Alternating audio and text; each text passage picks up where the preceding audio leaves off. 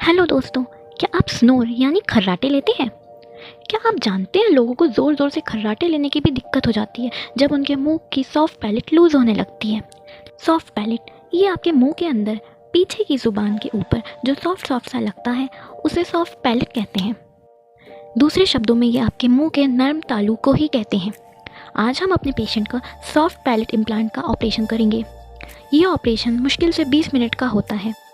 इसमें आपके मुंह के नरम तालू में छोटे छोटे रॉड जैसी चीज़ डाली जाती है जिससे आपको खर्राटों की दिक्कत ना हो और सोने में परेशानी ना हो। अच्छी बात तो ये है कि ये ऑपरेशन ज़्यादा डरावना भी नहीं होता है और पेशेंट को ज़्यादा दर्द भी नहीं होता है। ऐसी इन्फॉर्मेटिव वीडियोज़ के लिए लाइक एंड सब्सक्राइब करें। वीडियो इन तक देखने के लिए थैंक यू। Bye bye.